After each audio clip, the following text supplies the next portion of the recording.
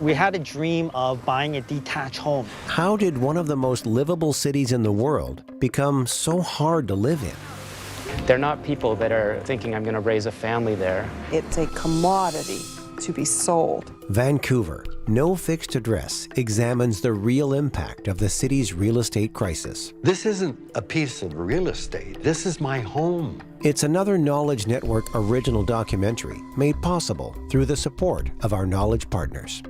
This is really about long-term survival.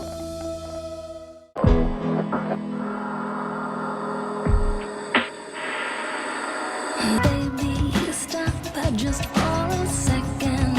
I just had a question. What is your sign? Is it pointing in my direction?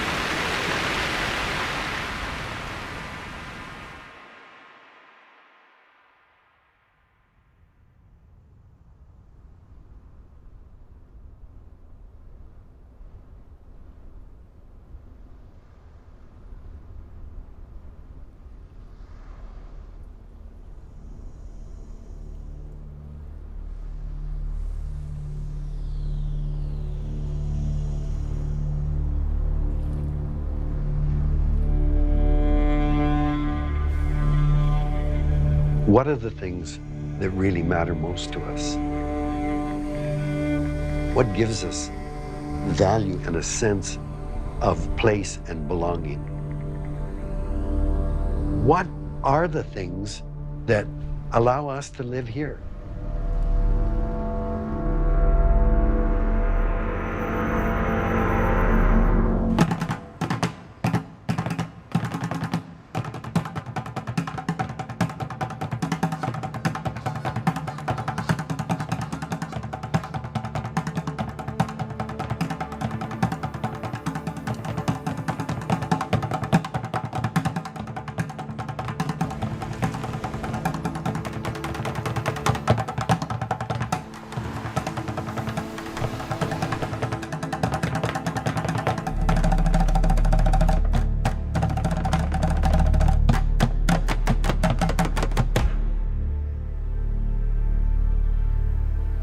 I always hear people say that Vancouver is a new city, and it's not a new city.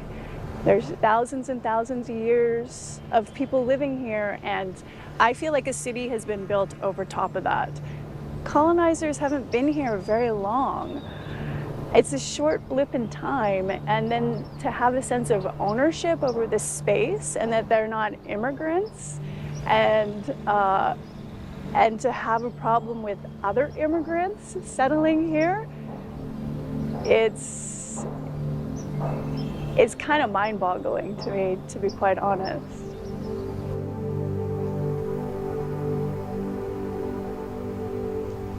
Vancouver was the fabled place.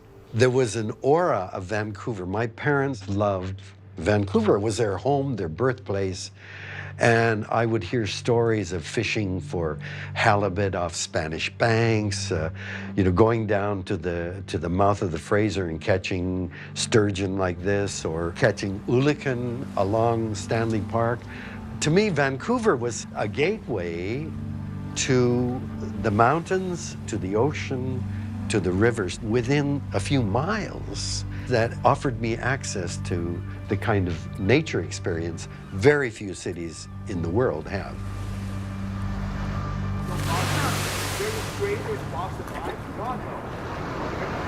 In terms of like cities around the world, New York has a reputation of being pretty fast. When I lived in Shanghai, Shanghai made New York look like a sleepy village. Okay, it was like over the top, super fast. Like you can't even think straight. I was getting like ADHD like there. I had to learn how to meditate to like calm down. Then I went to Paris. Paris seems more quiet than New York. But then when I was going from Paris to Vancouver, Vancouver looked really slow. Like, it literally was slow motion. Like, I thought everyone was on holiday and it was just a normal working Monday. And people talk slower here, and then if you talk slower, fewer things get done, and it's more about work-life balance. One thing that was really interesting in terms of this, cultural understanding was the concept of hanging out. And I have this conversation a lot because out east, like, nobody hangs out. If you hang out, like, you're considered a loser, right?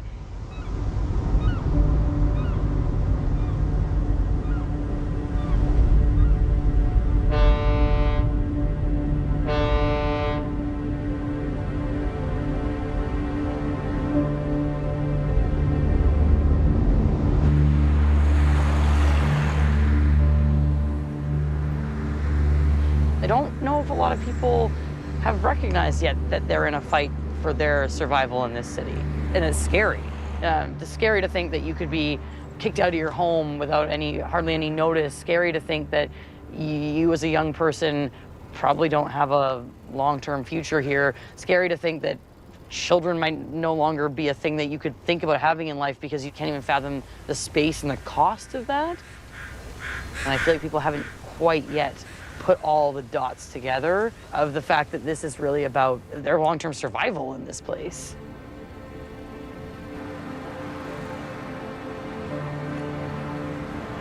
I got a letter from a real estate agent that said offshore money is pouring into Vancouver. Now is a perfect time for you to sell and buy up. I said, this isn't a piece of real estate. This isn't property. This is my home.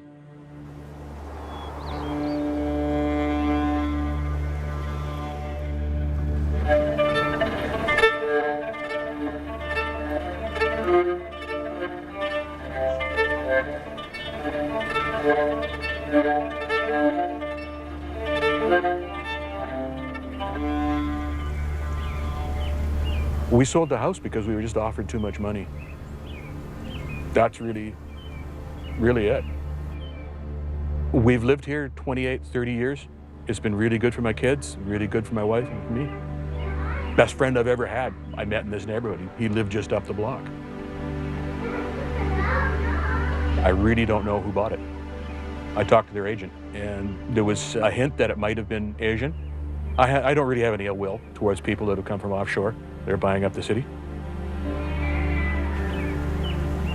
It's been happening for a long, long time. We had first and second generation Asians, neighbors, got along fine with them. My sons had friends of every ethnicity you could think of coming through here. We had so many Asian kids coming through the house that new neighbors across the street from China knocked on the door with a cake, thinking that they were greeting some more Asian friends. And I mean, when they saw us standing in the doorway, they were shocked. They fled. I mean, it took a year before we could make friends with them again. They were so embarrassed. I got along with everybody. It's time to move. The neighborhood's changed so much. None of our friends are here anymore. A lot of different cultures. It's very cosmopolitan. A lot of nice, friendly people. But I don't have anything that relates to it. We really have nothing in common. Most of the people in here are not from the same economic class I grew up in. They're a lot wealthier, a lot more traveled, and a lot more educated than I am or was. You got to move on.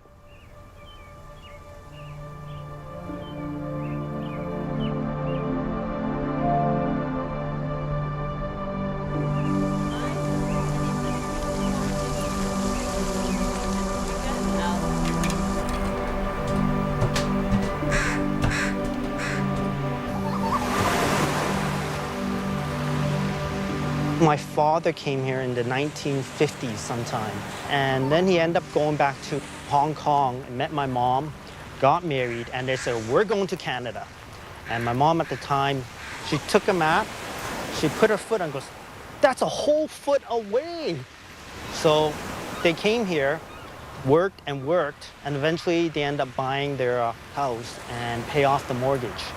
They put me and my sister to school. I ended up graduating, then I moved my way up the ladder. I followed the rules, and you can do everything right in the city, but it's still not gonna work. I have colleagues, friends who are struggling in life. The price of housing continues to rise, yet wages are stagnant. And because they're stagnant, they're thinking about moving out. Many of them are stuck living at their parents' house, and they can't move. They can't afford to move, so they stay there, hoping that something will happen, praying the government will do something. But at the same time, when the records come out, they said record sales, price of houses continues to spike. We keep on hearing on and on and on again. Everybody's sick of talking about it, actually, but they can't help it. Perfect. That's good. And close slightly. Excellent. So in the last couple years, the market's just gone insane, and so we were pushed further out. We didn't even bother looking anywhere closer because we just knew it was not going to be affordable for us.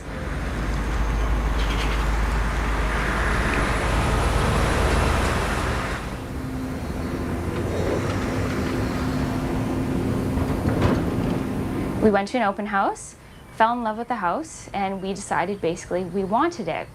So we drafted up an offer. It was very strong, no subjects, no nothing, straightforward, over asking.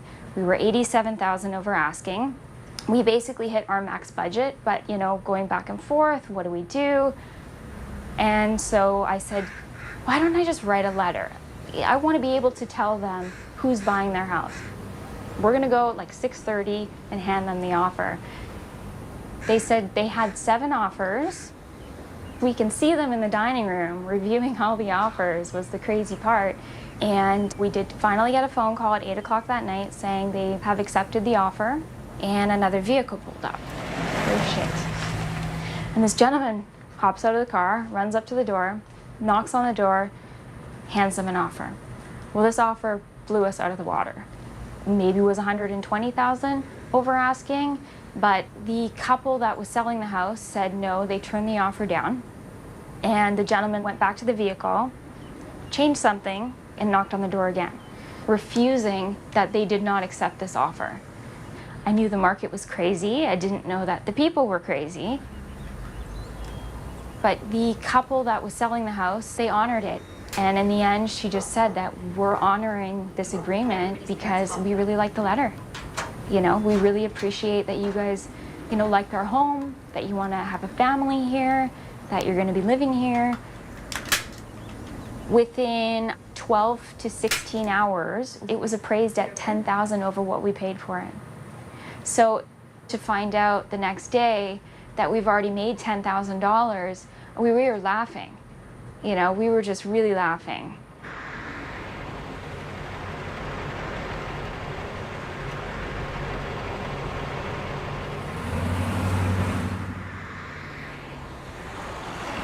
What we are seeing today fundamentally in the housing market is easy and cheap money, and lots of it, chasing returns on a speculative basis. So people are now buying assets, property as an example, not because it's justified by valuations and economic reality. This is now the greater fool theory. There's someone else who will buy it from me at a higher price, so I don't really care what I'm paying right now. I think we've had, probably since the Second World War onwards, we've had a huge reassessment in terms of what we can expect out of life, and materialism has played a huge part in our expectations.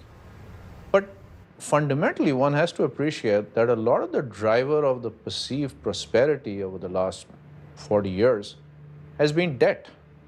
Debt has been the fundamental driver of all this. And so it's 2-income families and a whole lot of debt that didn't exist before World War II. There was no such concept of taking on significant amount of debts. And so you've got a prosperity that is dependent on your financial ability to service it. And we all take that as normal. I mean, that was not the case in history. And that's what created the huge financial services sector. It's the ability of people to enjoy now and pay later. And that creates a mindset where you are divorced from affordability. And history always tells you that's not sustainable.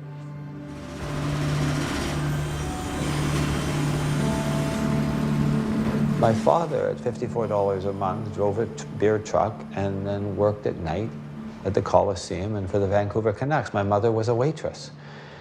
We took one holiday in our entire life to Portland. But now I want to have it all, so we complain and we don't want to sacrifice. And I believe that's the conversation that we have to change, is one day you won't want to pay rent. How can we get into home ownership? And at 65% homeowners, I just would love to hear leadership voices set a goal of where we want to get to. If we want to have the highest home ownership in Canada, then we better start building.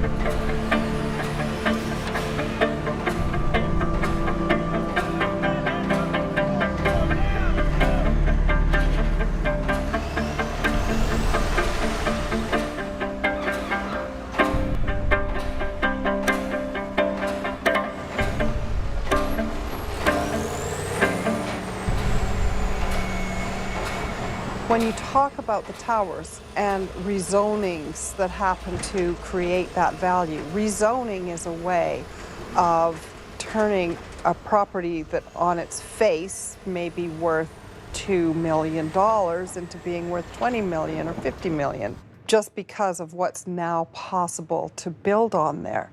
So that itself injects concerns about how the rezoning process happens, because it enriches people phenomenally when that rezoning happens. So that's why in the city environment, in the civic environment in Vancouver, who are the biggest donors to any of the parties that are running for election? The biggest donors are the real estate developers. Well, why would real estate developers be donating to a party? Access and hopefully sympathy when they've got their rezoning. The development down here, everything is about money. Money is everything to the city, to the developers. It's all about money.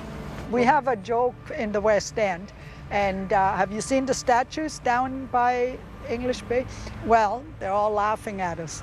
That's what they are. They're not down here to see what's going on or how some of us are struggling. It's just for each man for himself. To live down here was my dream. First time I came here was on my honeymoon. And when we were at the ocean and the mountains and Stanley Park, I said to my husband, if I could live anywhere, this is where I want to live. We both worked hard all our lives, so we had enough money saved up and everything so we could afford to be here. But last year my husband passed away, and now I'm on my own, so it's a struggle to pay all the bills. We had no children, so I have to make ends meet somehow. And there's many people in the same situation as me in the West End. What if I can't afford to pay the rent? They keep upping the price. There's people, and you see them with their carts and their belongings, and they're begging on the street. Yeah, a lot of them end up on the east side, and because they're too embarrassed to be over here, because people know them, there's going to come a stop to it at some point. I mean, we've got enough high rises, and where does it end? I don't know. And the thing is, if you're going to have it so dense that people can't even walk around down here anymore, then you've spoiled the West End. You've spoiled Stanley Park and the beach, everything. That's my message to the City Hall, because they're issuing the permits. How much is enough?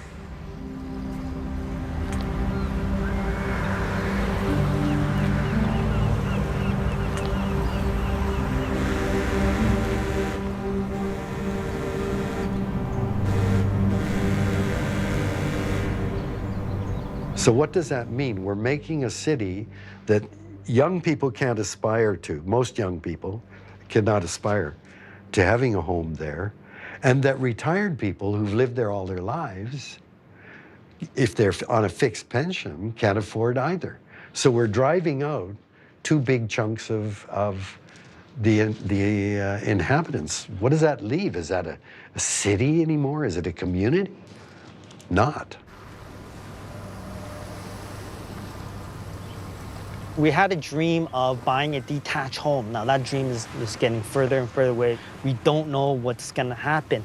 We are scared to buy in a bubble, and the bubble will just burst, and then we will be a mess. So we are scared about stuff like that, and I think that the government needs to implement some rules. I think the government needs to look at the situation about immigration. I'm coming back from a Chinese background. In Asia, Vancouver is promoted as the place to be. People want to come here. If you watch Chinese shows, Chinese episodes, whenever they talk about leaving Hong Kong or China, they always use, are you going to Canada? And then are you going to Vancouver?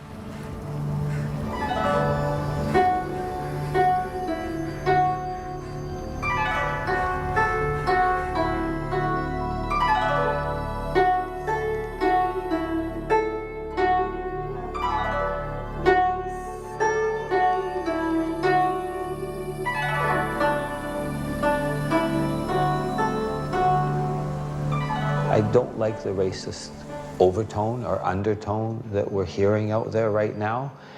I have this saying that everybody's racist till they put a for sale sign on their front lawn. And then it's, oh, they're different. They have a daughter that plays the violin. No, they paid you $4.2 million.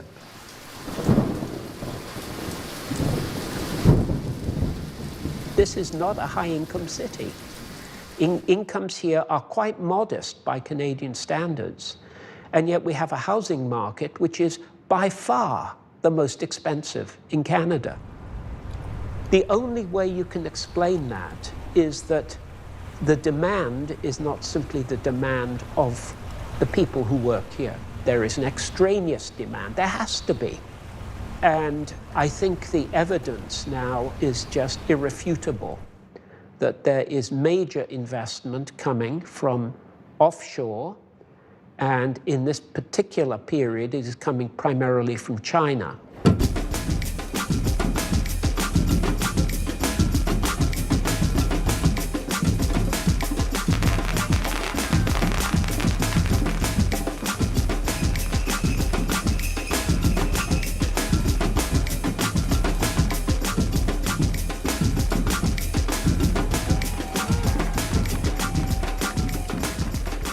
Chinese immigration is as old as the city of Vancouver itself. And some of the most distinguished and long-standing families in our city are Chinese families. They go back 3-4 generations. Of course, Chinese workers came here for the building of the railroad. The railroad itself was built because Canada wanted access to China. The first wave of Chinese immigrants weren't really immigrants, they were indentured laborers. They came with a very specific task to build the most difficult part of the railway. They weren't welcome to stay after they completed the job. They were treated very harshly. For one reason or another, Asiatics, as they were called at the time, were not welcome. I suppose we should call it by the term that it deserves. It was a racist policy. But what we have seen since the early 2000s is a large wave of immigrants from China coming to Canada today, including to Vancouver, who are very wealthy, who have been very successful in China, who have grown up seeing their country go from backward and outcast to being center stage. All of a sudden, Chinese immigrants are not the poor, wretched, dispossessed refugees or immigrants, or the immigrants running away from a colony that's about to be politically swallowed up by another entity. These are people who come from a place. It has its problems, but they come with a certain sense of self-confidence and a certain sense of having arrived.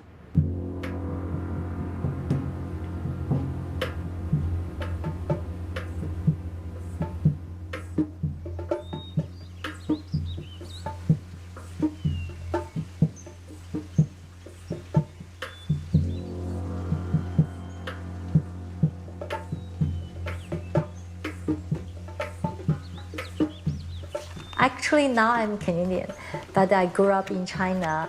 I have very strong Chinese background. For old China, we have more than 5,000 years of history. So China used to be very rich in the Tang Dynasty, but later in Qing Dynasty, the position going down. After 1949, there's 10 years under Chairman Mao. They take off all the belongings from everyone. Later, the government policy changed, and to give the people chance to, if you have enough abilities, and you can start your own business.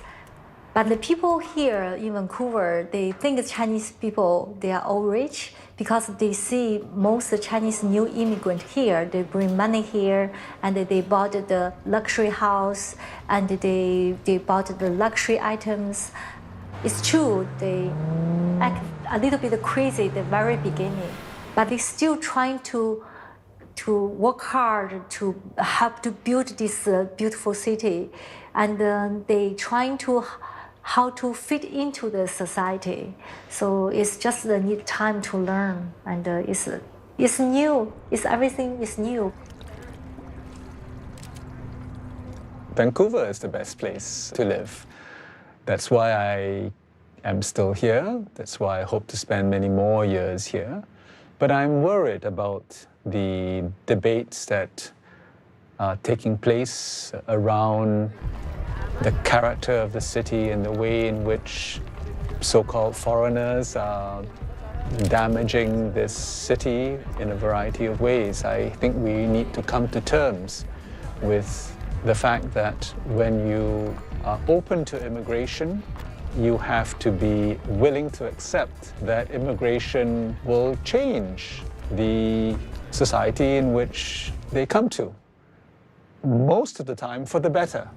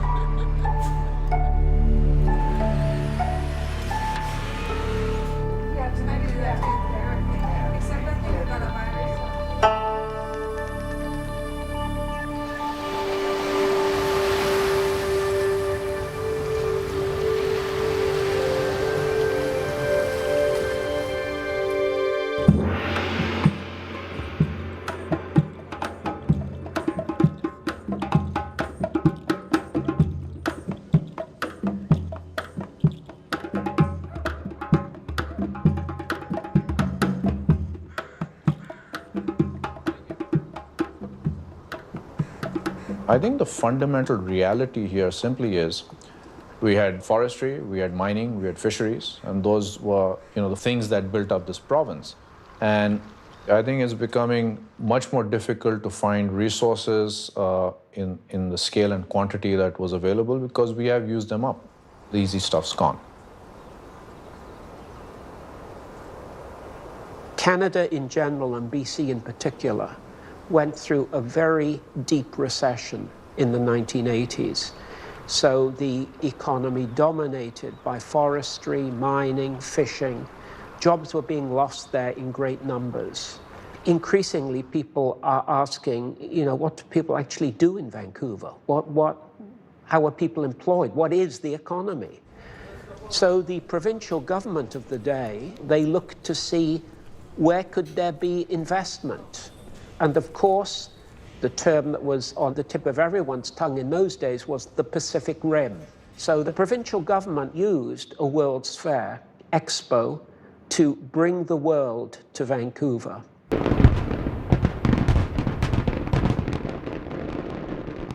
If you just really watch the trajectories, 30 years ago we had Expo 86, we handed out our business card to the world, and unfortunately, or fortunately they kept it. Then we put the spotlight on ourselves again in 2010 with the Olympics. And now we have a lot of people moving into British Columbia every year. But what we want to do is, we're in Disneyland, we want to shut the gates, but keep all the rides open. We can't.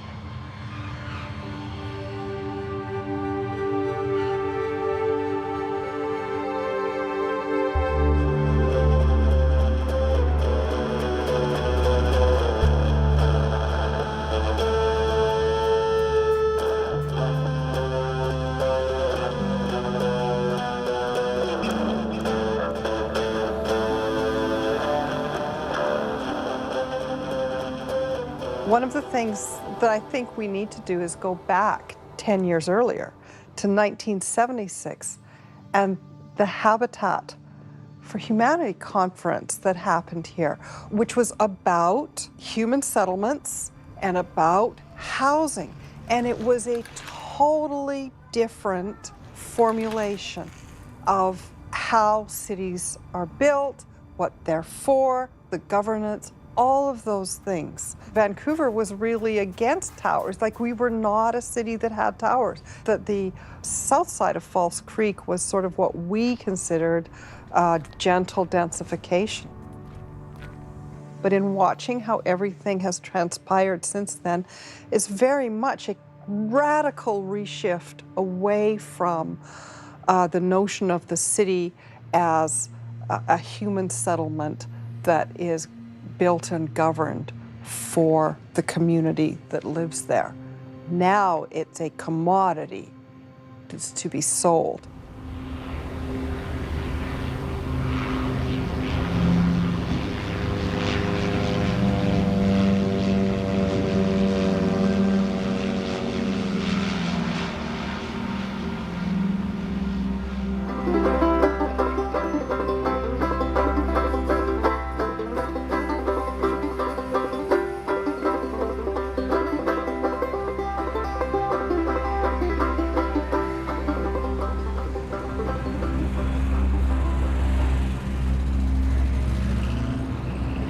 Well, you know, I live in my van. My pension's $1,400. An apartment's at least $1,000, anything, you know, and don't have much choice in everything. You just got to keep on going. Well, there's no doubt that homelessness and inequality has become more normalized in our society. And Vancouver is home to some very stark, I think the most stark income inequalities of any city in the country. Why should people care, I guess, is the question. And that is that we all pay for poverty and homelessness, not just the poor. You know, when a homeless person ends up in the emergency room, they're costing the healthcare system more in one night than welfare pays in a month. And the cost to our province is between $8 and $9 billion a year, which is basically double what it would cost to have a comprehensive poverty reduction plan. So we make crazy choices. Those are particularly acute when it comes to homelessness. What else are you going to do? If your resources are gone, you don't have the resources to get employment, you know, in that sense. And I think people deteriorate also. They don't feel it shows that much, but you do, you know. You kind of be lost to some confidence. You know, somebody who's 25 years old is interviewing me for a waiter's position.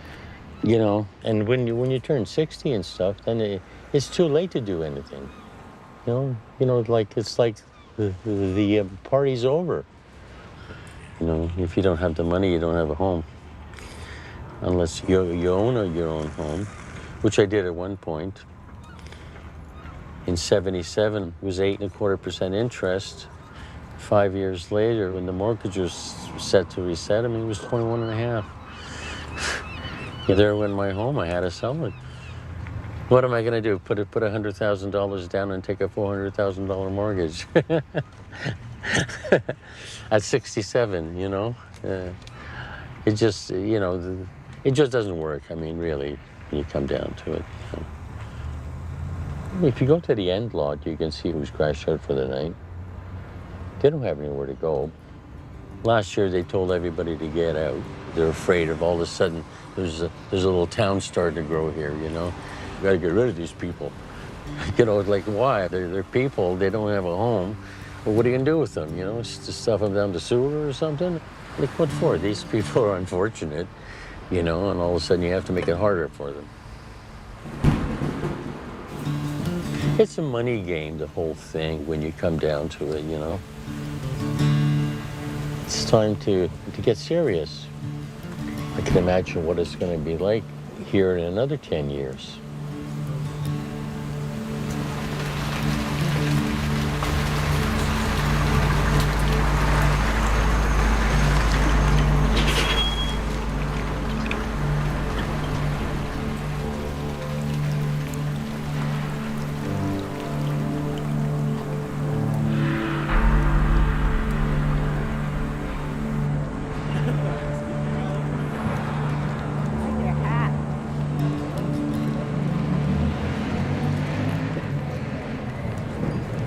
I had to leave an abusive relationship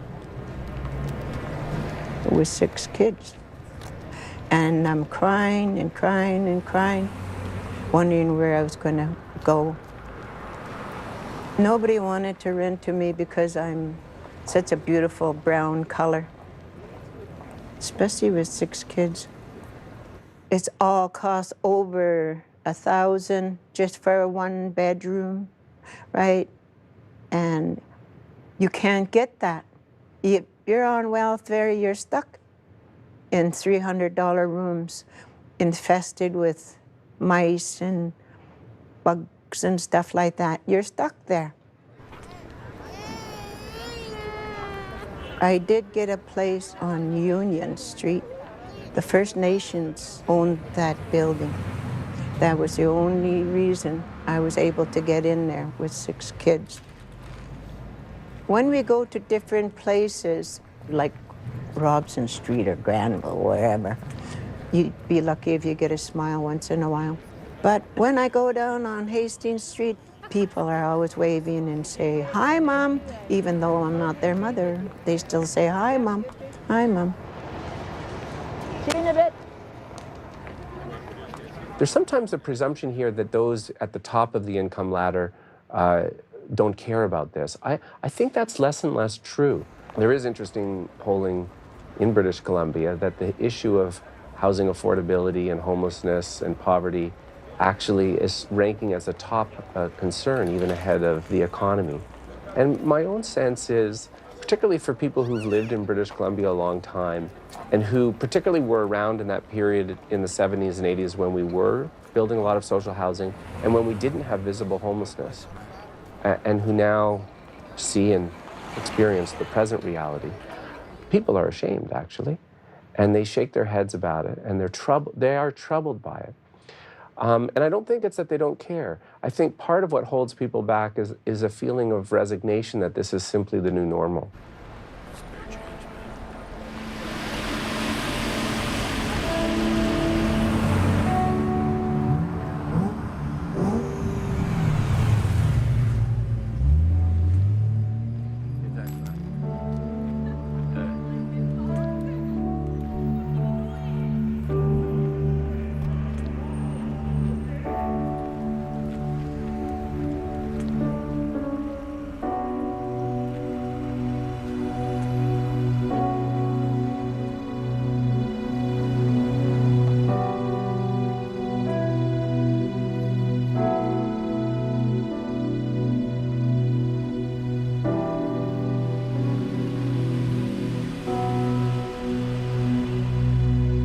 There's a big problem with housing in Vancouver, and when we see so many people sleeping on the streets in a city that has extraordinary wealth, there's a real disconnect, and I think it's difficult for a lot of us to accept that that's how things can be here. I think we think of ourselves in Vancouver and in Canada as being a more just and equal society.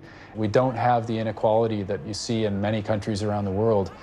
We're sliding rapidly towards having way too much inequality, and we've effectively let the market determine our future and create the inequities that we see in many other parts of the world. And past generations, after World War II, through the 50s and 60s, there was huge investment in housing, rental housing, co-ops, and that slowly faded away into, by the 90s, it had pretty much dried up. What can be done at the city level is, first of all, creating more supply and affordable supply. We also have to be stronger on the regulation side of things. We've asked for speculation tax to stop the flipping of properties. Luxury home sales tax would help if that money can then go into the affordable end of the spectrum and young people getting into the market. We've asked for a tax on empty homes, and we're going to be pursuing as a city a tax on empty homes.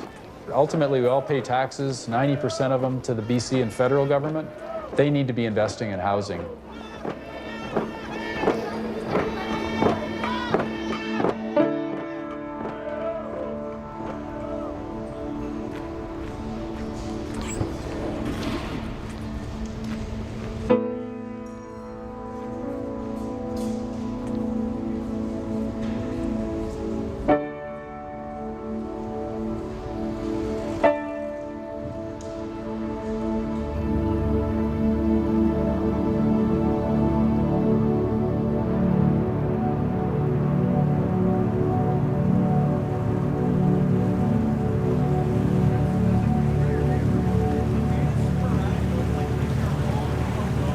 Being a carpenter for a living is how I make my money.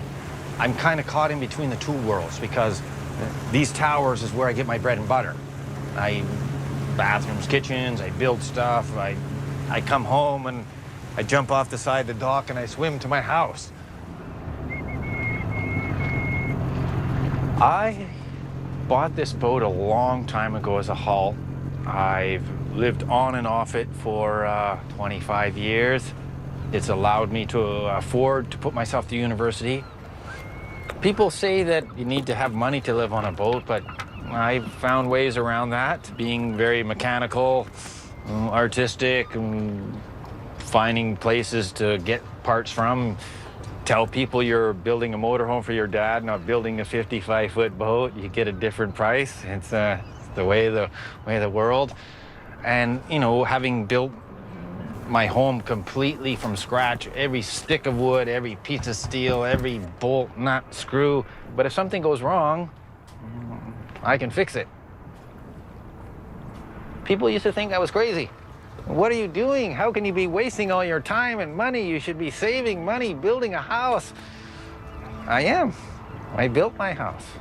And it's beautiful here. I mean, it's stunning. Living on the water, it's the best.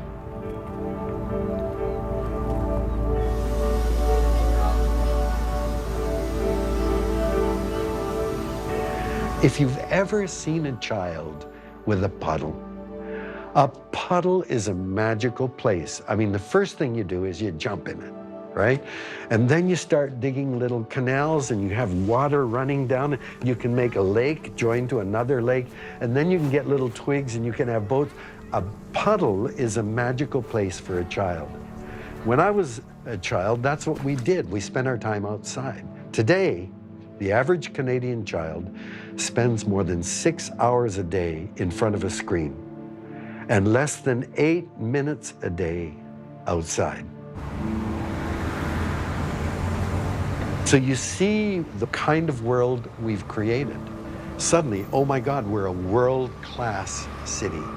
And unfortunately, so much of what is world-class is driven by a corporate agenda. You know, do you have gleaming buildings and shops and fancy cars? That is what we think of now as a modern, competitive, global city. Vancouver is a very special city. You cannot really find any city like here. You can combine the city view, mountain view, ocean view, and even the mountain view you have ice and the snow in summer.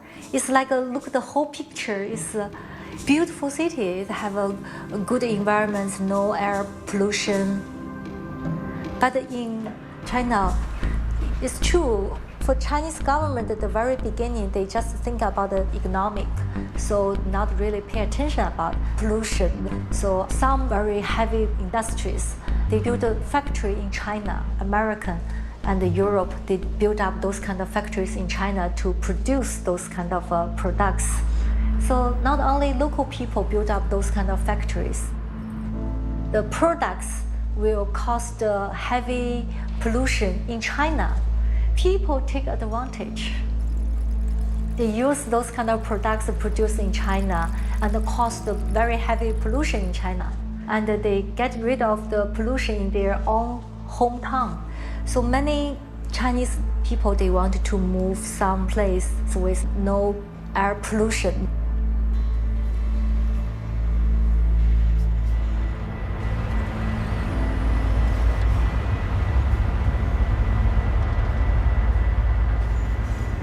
We certainly have lived through an era of intense consumerism. Like, we've been told that this is how we should define the good life, is measured by our consumption. And, you know, we should all aspire to these big single-family suburban homes and 2 cars and have everything new. And yet, I think that reality leaves a lot of people cold. What we've been told is the definition of the good life doesn't feel very rich. I see that a lot with millennials, which is interesting because they've never known anything different. They grew up in that heightened consumerist world. And yet many of them are saying, this doesn't work for me. And you see them getting interested in co-housing arrangements and in local food initiatives and figuring out new and creative ways of building community. And not just online community, real community. Oh! What up? Oh, come on!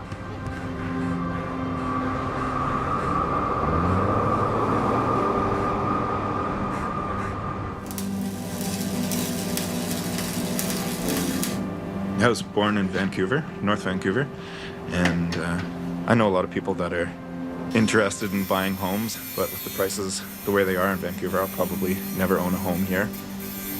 Currently, I choose to live in a communal home with 5 others who sort of have a similar outlook on life. We all pay $350 a month, and to live on my own, it would be at least 4 times as much. So we rent this house in East Van, and we call it the Shack.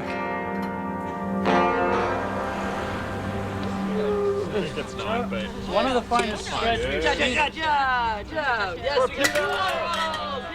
In comparison to my parents, when they were my age, I've made some very different choices. My parents they got married when they were 23, which kind of led them down that garden path of going towards house ownership and la-di-da. They were basically like on the job market at 22, married at 23, working full-time ever since. My dad's just semi-retired, and he's been working like, 70-hour weeks for as long as I've been alive. I, on the other hand, I've always had a job. I've always supported myself since I finished university.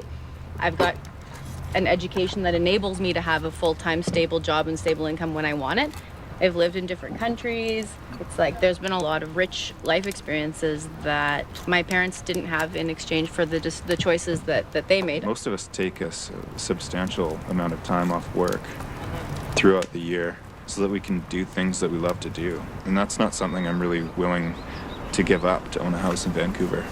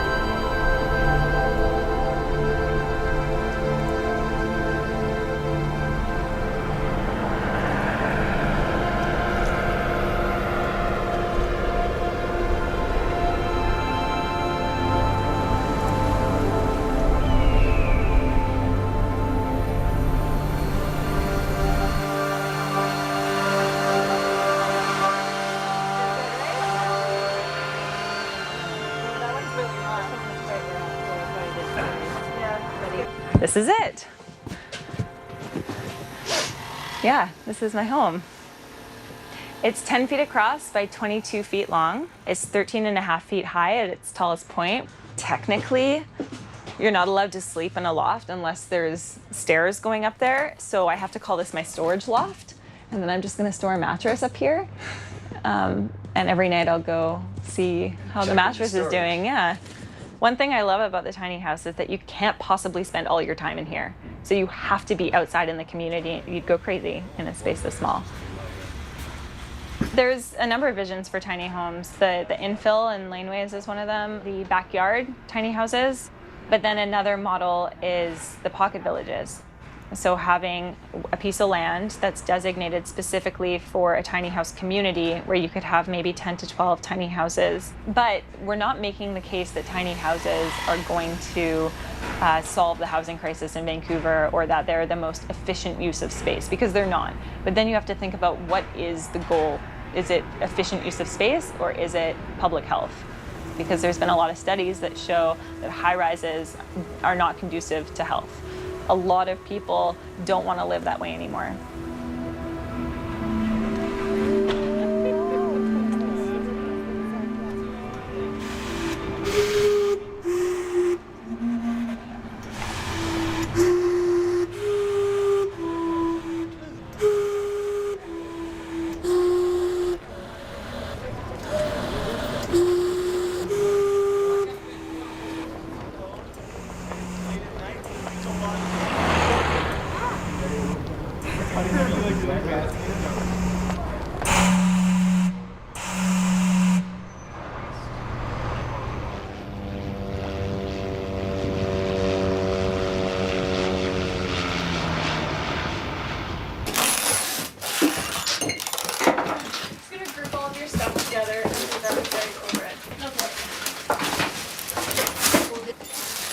I'm born in Vancouver, born and raised. Love Vancouver.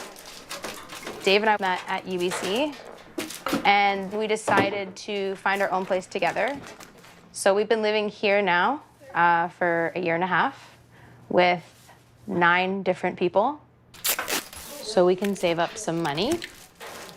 Vacancy rates in Vancouver right now, it's hard to find a place. The prices are crazy high. We have a dog, so it makes it that much more difficult to get into renting a place. And we're kind of over this, living with other people. It feels like the university days, and to be quite frank, I'm over that. So basically, we're out of here. I have had quite a bit of friends move away. I think the hardest is seeing my own family members move away. I'm the only one that stayed. It's a really, really odd experience to be from a place and not have family. I'm homesick sometimes within my own home. And that's kind of what it's become in Vancouver, a little bit. Do you guys know where FOB is? Yes. Yeah, okay, Yes, perfect. yes. So this is the FOB shed, the building. Okay. So all of the main entrances are on FOBs. You don't have to, I just always like to, just to be nice. Yeah. So we are in the process of moving. We bought our first home, which is super, super exciting. Champagne and toilet paper. We've been working and saving just so we could buy a place. Fortunately, we've bought a place on the North Shore, not very far from the city. It's been a struggle. A lot of our friends that we've watched buy apartments have got help from their parents and family. We haven't been in that situation. It's been us working our butts off. The exciting part. Awesome. Thank you. Right on. Thank you. So Vancouver's gorgeous. Like, there's woods, there's ocean. There, you walk out your door and there's the mountains. I think it's home. I mean, that's all I can say. It's home. And I think that was what Dave and I both were really clear on. Like, as partners building a life together and as a young couple, it was a non-negotiable. This is our home, so we're willing to make it work. So nice. I can't believe it.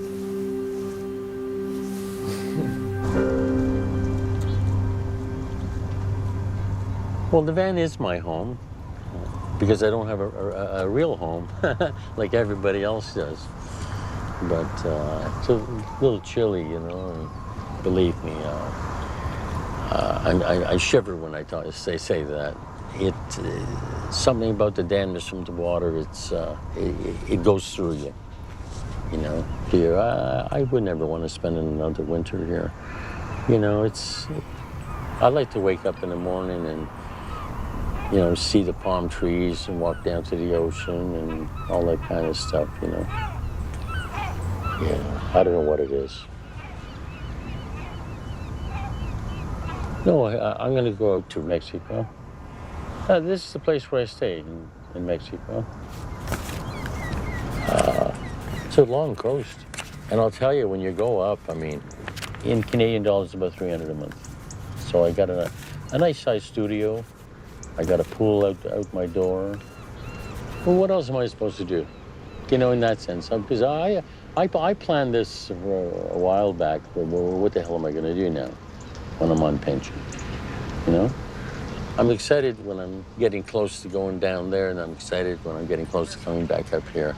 I love Vancouver, yeah. I can't be away longer than 6 months. I drive it to the airport. They're right at the airport, okay? We're a mile away. Drive it in there, they check it in. They take my baggage and everything. I go on a shuttle bus to my flight. Then in Mexico, $300 a month. 3 fish tacos for $250.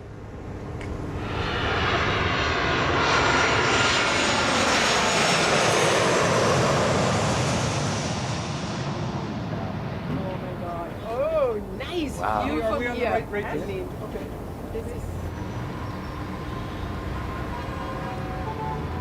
Coming from New York, we're used to high-rise and condos. We don't have single detached homes. It's quite a luxury to have that. In fact, I've never seen it, like never. I do have friends who lived in the city and then they get married and they start to have kids. One kid, it's kind of tight in their small apartment. Once they start getting two, yeah, they have to move out to the suburbs. And then I never see them ever again. And they're also really depressed, you know, because they can't live in the city. It's like another lifestyle.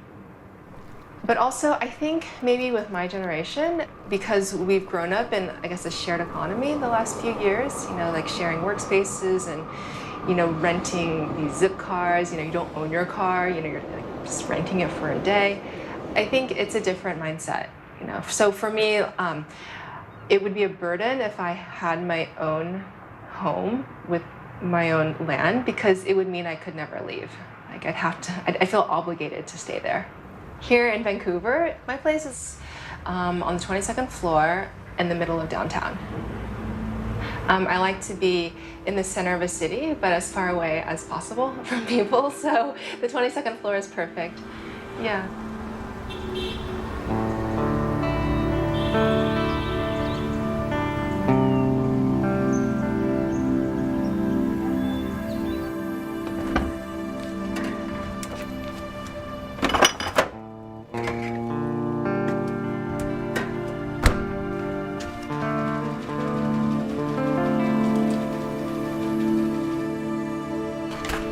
I could see myself maybe living in a condo. I don't see how a high-rise tower could feel like home. That feels like some sort of corporate office space. But your normal is what you are surrounded by. And so this certain amount of very North American style space, that is what our brain perceives to be a normal and desirable living situation. But to me, there's a difference as well to like European like density versus North American density. Like we have the space here. We got laneways, we got, we got a lot of space already within the city, and yet there are huge like glass shards going up, which is like boxes on boxes on boxes. Whereas you look at European apartment buildings, to my mind, they're like 4 or 5 stories, usually walk-ups, and like I wouldn't mind living in one of those, but I don't want to live in like a 23-story tower. Right. I'm very much conscious of, you know, our ecological footprint and the climate impact of the way that most of our North American lives are led. And sprawling out is not the answer, but also turning us into human livestock that are basically just shoved into the smallest space possible. That's not going to lead to healthy communities either, and it's all interconnected.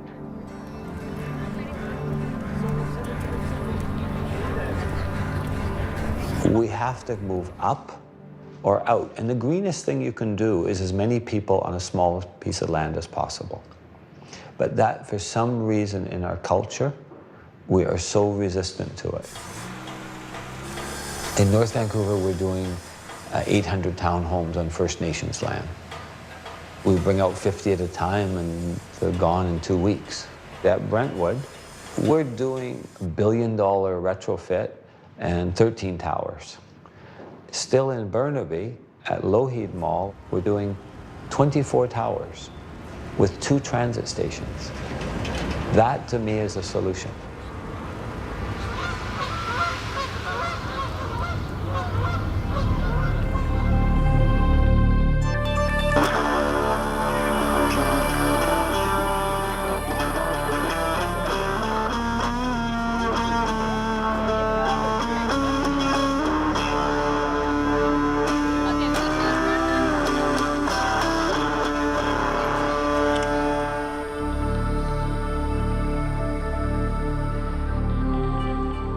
So what happened back in 2007, China's stock market crashed very deeply. China, as a government, starts printing a lot of money to deal with pumping up that bubble again.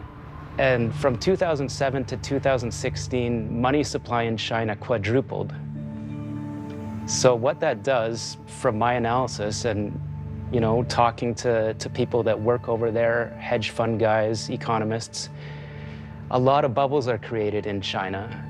And a lot of West Coast cities in North America start to get a lot of the money from China that can't be contained. It's trying to find ways out, because when a currency starts to fall apart and become more and more worthless, people want to get that out into hard assets around the world. So we really saw a perfect storm in 2015. 1 trillion left China, 1 trillion in US currency in 2015. That was a historic record. And that matches up very well with that 30 to 40% jump we see that peaked in July 2015 and with home prices in Vancouver. But it's not about whether it comes from China, from Russia, Kyrgyzstan, or the United States. It's about looking at the flow of money and the impact. There is a vast amount of money sloshing around the globe. A lot of it is totally legitimate money that is looking for a home, looking for a return. And then there's a lot of money that is now extraterritorial. It is offshore of all its tax haven money and corruption and illegitimate capital. And it is liquid. It acts like a liquid. It will seep into nooks and crannies looking for a return. Much like how, say, a wisteria grows under a roof or something, and it'll look to open up and create new pathways. And it's doing that all over the world. And now we start to see capital moving into real estate. So you see it in particular cities. London, New York, Hong Kong, Singapore, and Vancouver are all part of this. We have studies that show vacant homes are a pretty big issue, and maybe I shouldn't say this, but a former city planner that is no longer under the thumb of the government told me that 90% of condo units in Vancouver are bought by investors. It's a big number, yeah. The offshore buyer is the driving force. They're paying the top dollar, but there is a fairly sizable local investor population that is riding that wave. So they're not people that are thinking, I'm going to raise a family there. They're people that are thinking, this is a nice investment. You can compare it to a physical stock, bunch of stocks in the sky, right? So not that many people are gonna live in those units if they're investors. They may rent them out, they may not.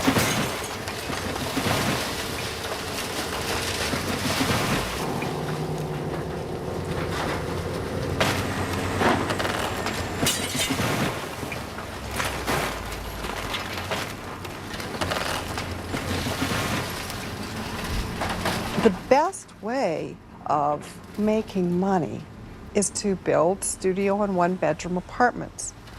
What does the Vancouver housing market need? It needs family accommodation.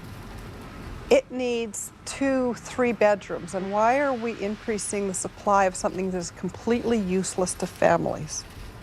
If you think about the towers, these are really stacked safe deposit boxes. That's what they are. And they don't need to be any size, they just need to be easily marketable. So, in many ways, Vancouver is a manufacturing sector. We manufacture and export condominiums, but they just stay here.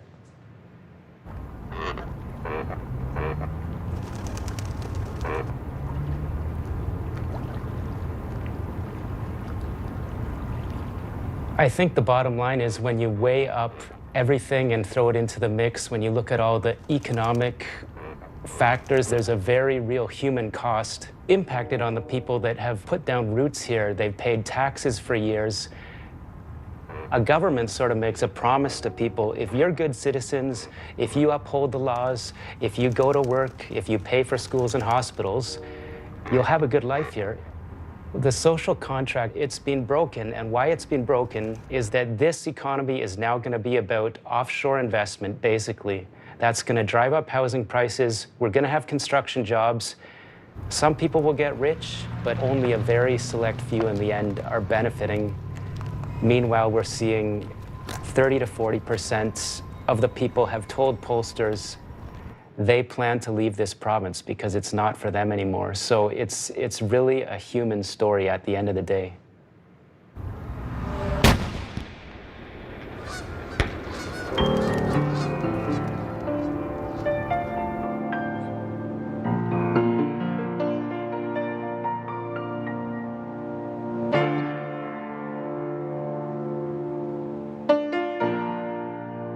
That's why it's essential for citizens to be part of the process. We can do this. We're good at this. Occupy came out of Vancouver, Adbusters. And Greenpeace came out of Vancouver. I mean, we're a hotbed. We've kind of lost our nerve endings. It's like a lot of those skills didn't get passed down.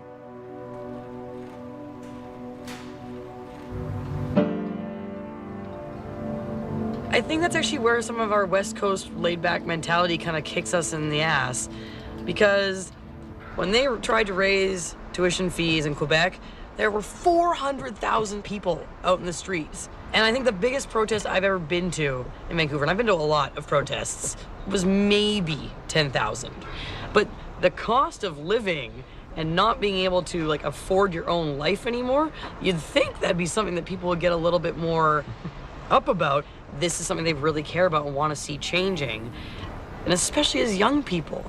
Like if we don't make change, who is? You know? Our parents are gonna probably retire and live decent lives and die, and it's gonna be okay for them. I think when I see things that are hurting this place and things that aren't working in this place, I want to fight for that.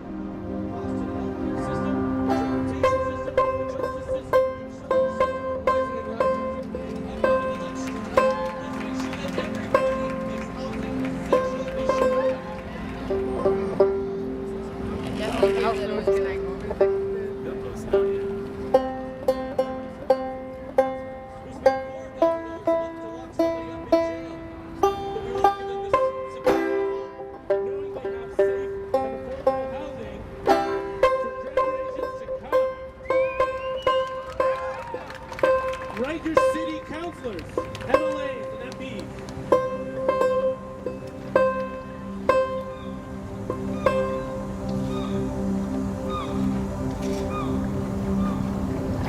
There's no going back.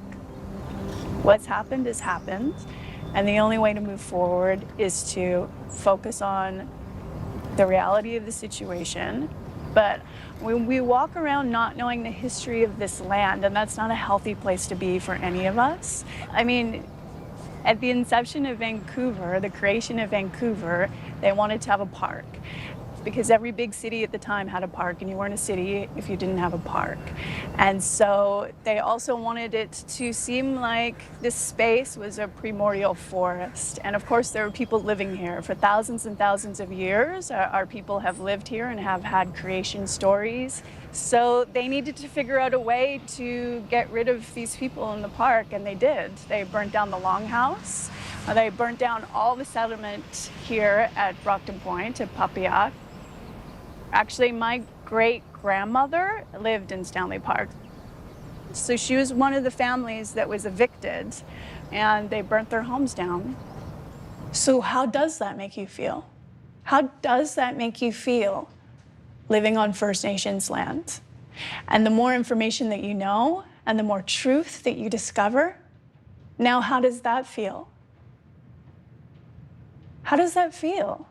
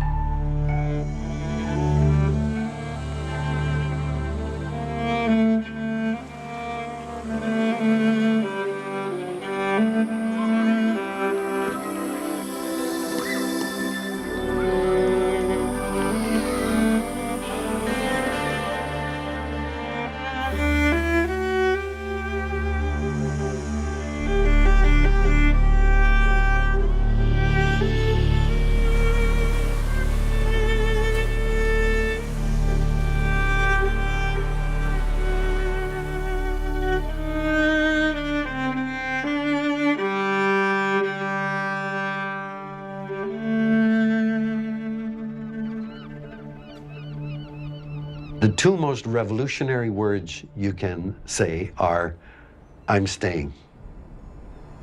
I'm staying implies that I'm staying, and my children and my grandchildren, they're staying. This is home.